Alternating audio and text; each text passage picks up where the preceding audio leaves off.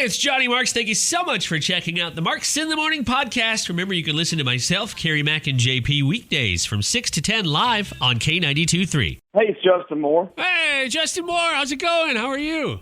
I'm doing well. How are you guys? We really very much appreciate you calling. How are you doing? Hey, thank you guys for having me. I appreciate it. I'm doing well. I mean, you know, that's a kind of been a relative term over the past year. No, we're all good, man. Just ready to get back out there on the road and get on stage for sure. I know everybody's ready. We've got you coming. You're actually coming twice to Iowa here in the near future. You're coming in July for the Buchanan County Fair, which everybody's super excited about. And then you'll be in Cedar Rapids in September. And I know the hope is, all right, no more of this social distancing. Let's go elbow to elbow and have some fun as a big group. What is it like to have music? You're sitting on music and you can't perform it in front of an audience. Is that just a big bummer, or have you learned to cope with it? You know, I mean, it's been difficult, obviously, and I don't want to diminish, you know, anyone out there who's had a lot more difficult time than we have, because, you know, my family and my band and crew and myself and everybody that I'm close to, you know, we haven't lost any lives or anything like that, and certainly people out there all over the world have. But relating it to our jobs and what we love to do, which is get out there and tour and play live music, as you said, it was tough, man. I mean, that's who we are and what we do, and you know, to just have it completely taken away from you is pretty difficult to, you know, find your footing and you know, redefine roles at home and all those things. And you know, really what it did for not only me and the artists in particular, I mean, it's your entire family. You know, we have a certain life rhythm that we're accustomed to, and you know, I've done it my entire kids' lives, and so yeah, it was a difficult adjustment, but you know, we're doing as well as we can do, trying to stay busy and trying to just take advantage of the additional time at home with family that we've had. Yeah, I can imagine how difficult that is to adjust. From an artistic standpoint, how did you find it recording and creating music at home? Yeah, so really, I haven't felt that creative, to be quite honest with you. I think may have written one song this past year, which is rare, you know, obviously for me, and just haven't really been in the mindset to write. So, but that being said, I was very fortunate that when we put the last album together, we had, you know, probably 30 or 40 songs that we loved, and we wrote all of them or found all of them at the same time. So if this is kind of an extension of the Late Nights and Long Necks album that we're putting out here shortly. We had already recorded all these songs. We didn't have to deal with the challenges of you know, going into the studio, et cetera, you know, through a pandemic. So that was a blessing. We knew we were going to put these songs out on a coming album, and I'm happy that we're able to do that here pretty soon. One of my favorite songs in the last 5 years in country music was Why We Drink, which, congratulations, a #1 hit for you. Definitely not your last, and definitely not your first either. I wish I could talk to you for 20 minutes about that song, but I won't. But I do have to ask, there's a line in that song, it's alcohol abuse if you pour one down the sink, which, by the way, when you do get out on tour again, people better raise a drink when you sing that line. Where did that come from? I've never heard that if it's an expression previous to the song, I'd never heard it. That is ingenious, in a word. Well, thank you. No, that's an expression. Maybe it's a Southern thing or something. I don't know. I've heard it for years and years, and it's usually not used if you pour it down the sink, but if somebody spills a beer or something, okay. You know, you go, hey, man, that's alcohol abuse. So I can't take credit for coming up with it. I heard that somewhere years ago. Well, you could have said, yeah, it was all me, and I would have believed you, because I love that line. Well, hey, I live with 3 daughters and a wife. I'm not accustomed to getting credit for anything. Oh, okay. I'm going to get one more quick question on Why We Drink. I've got to ask, is it true that your mom had some inspiration in that song? Yeah, we live really close to my parents, and we are really close to my parents. My wife and kids and I, and we were out to dinner somewhere like a Chili's or a Fridays, a real classy joint. Oh yeah.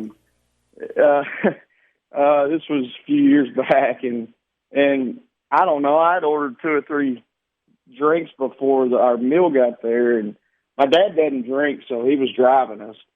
And my mom, who's drinking a margarita at the time, mind you, goes, "Why do you drink so much?" And I go, I don't know. I like it. It makes me feel good. I enjoy it.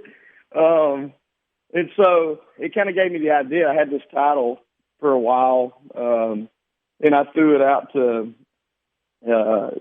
my co-writers at the time, which was David Lee Murphy and Casey Beathard and Jeremy Stover. And one of them goes, "I don't know, because it's Friday, because it's Monday, because..." I go, "Yeah." And I hadn't figured out yet how to write it.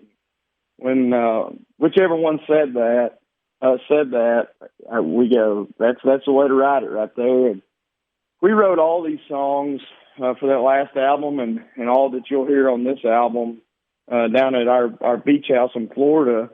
And we wrote that song in probably 20 minutes, standing in my swimming pool. So it kind of fell out of us. Sure. Your song, We Didn't Have Much. I'm a huge fan of just embracing simplicity, especially in 2020. Did you find that you had to do that this year too? Yeah, no doubt about it. When this whole thing started, I started a podcast, which has been a lot of fun. I'm certainly not a professional on that side of the mic like you guys, but I've enjoyed it. But one of our first guests was Tracy Lawrence, and he had made the point, which I related to, that, this time had kind of forced him and his family to lead a more simple life than what they're accustomed to. And, it sounds cliche, but literally borrowing eggs from their neighbors and stuff like that. And, especially early on. And I kind of shared the same experience here with my family. And when I heard the song, I love the song regardless, but it really kind of spoke to the beauty in that simplicity and reminded me of my youth. And we just thought the timing was perfect, and I've learned over the years throughout my career, if I can relate to something personally, usually a lot of folks can.